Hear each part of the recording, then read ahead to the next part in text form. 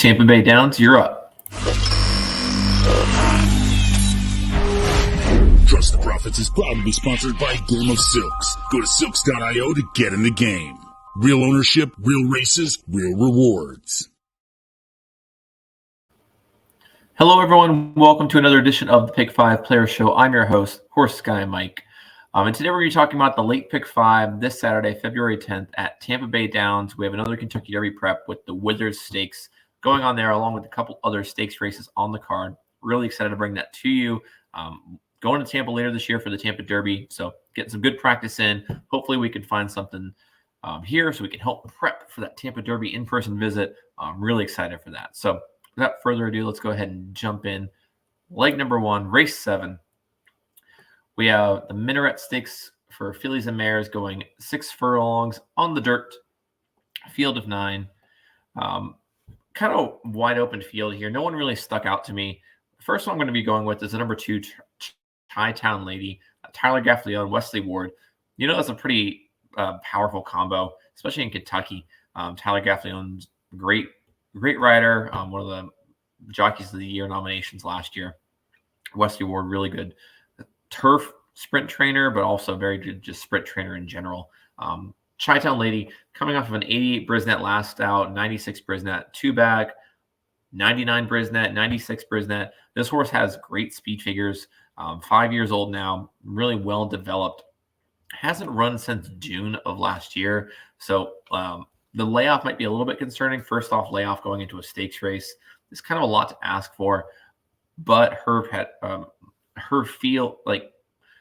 experience in this field, I think, gives her an edge there, along with the jockey trainer combo, which I really like. She's been working out okay.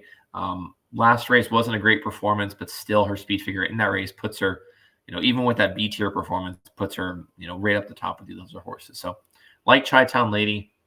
Number 3 horse, Unifying, for Riley Mott and Junior Alvarado. Another one ran at a stakes race at Gulfstream in December, going a mile. So cutting back in distance, this horse likes to come from off the pace. So I think the cut back in distance might help save a little bit of the energy, so make a bigger run sooner. 85 Brisnet last out. Stakes race 2-back at Ellis Park. 93 Brisnet in that race. That was 7 furlongs in the slop. So I think Unifying, Junior Alvarado, Riley Mott, I think this is another good one that I want to be including here for an off-the-pace type horse. And then the last one, I think my top choice here really is the number 7 Flag Woman with Paco Lopez.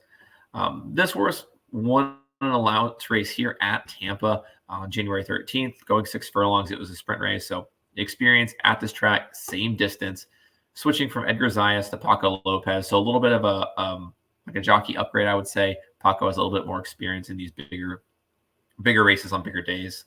So high speed figure last out, got a 90 Brisnet, which I think is one of the best in the fields for last out. She's turning 4 now. She won that race off of a little bit of a layoff. She had raced in October and then came back in January to win that race, or get second in that race. So I think that kind of tune up in that allowance race should suit her well in this race. I'm going with these 3. None of the other ones really stood out. I mean, the number 8 horse, Poema, is all right. Dreaming of Snow, Lady Radler, they all just kind of like blend together. So I was looking for horses that are maybe coming off of a layoff and are potentially able to show something, or horses that are doing well at this track. So I like Flag Woman as my top choice here. But if you want to go deeper in this leg, I think this is one to kind of spread out a little bit, especially considering what's going on in the next leg. Moving on to leg number 2, race 8, the Pelican Stakes, going 6 furlongs on the dirt. Favoritism on the number 2, Nakatomi, well-deserved. I'm going to be singling Nakatomi. This horse got 3rd place in the Breeders' Cup Sprint just last year. It's kind of a weird spot to come back at. You would think 3rd place in the Breeders' Cup Sprint, 5-year-old gelding, this horse probably has a lot of expectations coming into this year. So maybe Wesley Ward's just giving him a nice little warm-up race to kick off the season before diving into deeper graded stakes waters later on. But his speed figures blows everyone away in this field. His experience of his class, everything says Nakatomi should win this easily. Usually when that happens, I would say it's probably not going to happen, but I couldn't find a way to beat him with this field. And I would rather just use Nakatomi as my single in the card and spread in the 2 allowance races that I think are a little bit more wide open. So that's what I'm going with here. Nakatomi is going to be my single. I mean, Carmel Chip and Sibelius both have shown some experience, some winning speed figures and winning performances in the past, but just going to keep it simple. Nakatomi, ice cold single in leg number 2. Moving on to leg number 3, we got a 53K maiden special weight going a mile and a 16th on the turf here. So I've decided to play this one way, and that was to go with all of the new shooters. So the number 3, Aquilina, for Arnold Delacour and Daniel Centino. This is a good magic colt. Has not started, has been training at Tampa. So a little bit of an unknown here. Good Magic's had some good performers. Maybe not on turf, but last year on the Derby Trail, you saw a lot of good Magic all the way through the year on both the Oaks and the Derby Trail. So I think we can see a good performance out of him first out.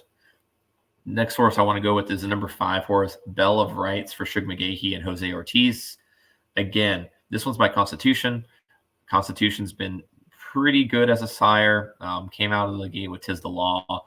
Hasn't had another superstar really since then, but has had some good performance. I think Bell of Rights, hasn't been working out as well as some of the other ones. But again, I'm just going to look for those unknowns here because the horses that have had performances in this field, none of them have been impressive.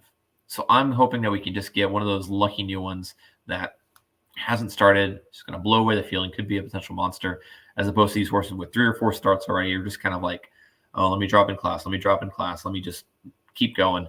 I'm going to try to go with a new shooter. So Bell of Rights, Constitution. And then the last one I'm going to go with is the number 9 horse, oversubscribed, Chad Brown, Tyler Gaffleone, Claravich Stables.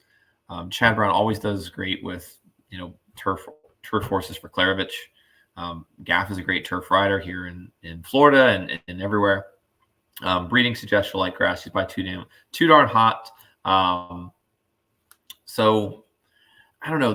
This isn't like a huge day to debut a good horse, but it is a stakes day.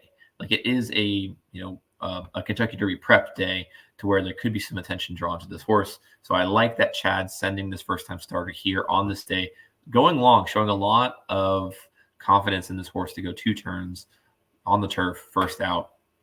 I love it. So those are the 3 I'm going to be going with. 3 all first-time starters with good breeding, and that suggests they'll be able to handle it. So that's how I'm playing this race. Moving on to leg number 4, race 10, we've got the grade 3 Sam F. Davis Kentucky Derby prep. Going a mile and a 16th on the dirt. This is our only Derby prep this week. We had 3 or 4 last week. So excited to see how this goes. Tampa's not known for producing a lot of, Derby really contenders. Last year, Litigate won this race, and I don't think he raced again. I think he's still in training, but never raced again after that race after putting on a good performance. So maybe we'll see a good performance here, but whether that translates to success further down the field, I don't know. We'll see. 2 horses I want to be going with here. The number 9 horse, Change of Command. I really like that this horse came off a really impressive maiden win at Gulfstream, won by 6 lengths. Was kind of dropping in class until it could find its footing. That was a 7 furlong race, kind of a good track that day. But won it impressively, won by 6 lengths, 92 Brisnet speed figure. Things kind of went their way. Was near the lead, kind of set second, and then just broke away down the stretch. Looked really impressive on film. So if he could have a similar performance to this out, would be really great. Came back, went 2 turns at Gulfstream, won by a neck, almost got caught at the wire. Had a really impressive duel, but I love the grit that he showed in that race, being able to go neck and neck with another horse that day. So he can face adversity. He can win easily. I think Change of Command, again, Tyler Gaffleone, I think I've got him on most of my races today. I love watching him here in Florida. Into Mischief, excellent breeding, has been working out like a champ. Last out fired a 48, 48 before that, so very consistently working out well. Change of Command, I think, is going to be my top choice here. And then moving to the outside, Elysian Meadows from the 12th spot for Junior Alvarado, Will Mott. This horse is undefeated. 2 starts, 2 wins, both an Aqueduct. So I like that Wilmot's shipping him down here to kind of, try out a Derby prep. He missed last week, so the prep at Aqueduct, or the prep up in New York. And so shipping him down here to Tampa, maybe he sees this as a little bit of a weaker field where he can try him out, see how he's going. He is Triple Crown nominated. But I like, you can't knock a horse 2 wins in 2 starts. 82 Brisnet, 85 Brisnet is not winning them by open lengths or anything like that, but he is winning. Switching from Jose Lascano to Junior Alvarado. Both good jockeys. We'll see. Hopefully Junior is able to get him home. But I think one of these 2 horses is going to take away with this field. No one else really impressed here. Kind of a weak field. There's some other big Derby contenders that we'll hopefully see in the coming weeks. But again, this race is not known for producing a ton of Derby hopefuls, but hopefully one of these 2, Change of Command or Elysian Meadows, could prove to be some value for our ticket at least. Then moving into the last race, leg number 5, race 11, 53K allowance going a mile on the turf. Went fairly skinny everywhere else. 2 in the Derby prep, 1 with Nakatomi. So this race just kind of, I don't know, we're just kind of throwing things to the wall. I gave myself 5 horses here. There's only a couple ways to really differentiate it. So the number 1 horse, Serious Light, just broke its maiden last out, but that was here at Tampa. 88 Brisnet speed figure. That was the highest last race speed figure for any horse in this race. Won by a head, so it was close, and that was a 5 furlong sprint. So this horse has only ever sprinted. Finally has its win, and now we're stretching out. And the breeding suggests it should like a longer distance. So maybe that longer distance will help it be able to kind of break away. So Serious Light, that's what I'm going to be choosing. Moving to the outside, number 3, Royalty Interest. Again, Chad Brown, Clarovich Stables. This horse broke its maiden at Tampa last year, 32K maiden. Not that impressive, and then went to Penn. Another mile turf race there. Got 5th, well beaten, but hasn't raced since June of last year. And like I mentioned earlier, this isn't a huge day, but this is a day where there will be eyes on this. And for Chad to kind of re-debut this horse on this day shows me some level of confidence there. So I'm going to be including number 3, Royalty Interest as well. Moving on to number 5, Artifact for Sammy Camacho and Anthony Ferrero. This horse was first off claim. So I'm looking at that angle there. And again, in a field like this, you want to find some kind of angle to choose for these horses. So this horse has not put up anything that's really impressive. It hasn't raced since July last year. But this is the first off claim for brand new trainer, brand new jockey. Whenever something like that happens, you never know. It could be an absolutely impressive debut for that combo. So I like to go with unknowns in these type of races. We don't know how this jockey is going to perform with this horse. We don't know how this trainer is going to produce with this horse. Speed figures have been right there with everyone else. So if it's not a significant jump to say like, hey, maybe this new combo can help improve, that's what I'm going to be going with here. So Artifact, probably one of my top choices here, just for the fact that we don't know what this combo is going to do to this horse. Could be bad, could be good. But one I want to be including here. Then I'm going to move to the outside, number 8, Embrace Me, Paco Lopez, Thomas Albertrani. Again, a little bit of a layoff, hasn't raced since November, but that was a graded stakes. So this is a horse that's having a massive drop in class, going from a graded stakes race to an allowance race, moving from, this was kind of a New York-based horse racing at Aqueduct, Saratoga, coming down here to Tampa. Was previously trained by Wayne Catalano, and then Thomas Albertrani got him back after debuting the horse. So again, speed figures are there. The style, he's going to come from off the pace. Getting a little bit of distance here, cutting back in distance. He was running farther route races beforehand, so I think the drop back in distance could help. But a Candy Ride, breeding suggests they should be able to handle it. Again, a little bit of an unknown. Coming off layoff, new track, new jockey switching to Paco Lopez. Big drop in class. One I want to be including. And then the last horse for this sequence is number 12, Double Cosmo Girl. For Luis Miranda and Jose Alessano. Again, racing an allowance here in December. Going a mile on the turf, so has experience at this distance, at this track. Has experience with his jockey, 82 Brisnet last out, got second by only a length. So I like the experience at the track. I like the experience at this distance on the surface with this trainer jockey combo. So maybe a horse for course type choice here. Nothing else to really differentiate them. But again, I gave myself the leeway to go a little bit deeper here. I had 5 horses left. So these are the top 5 that I chose. The other ones that I left off, nothing really impressed me out of them. So Double Cosmo Girl. I wish I could say there's more that I liked about her, but I needed a horse. I thought she was the best of the remaining 5. So going 5 deep in this leg as we move on to the end of our sequence. Let's go ahead and look at our ticket. Race number 9, 237. Race 10, number 2.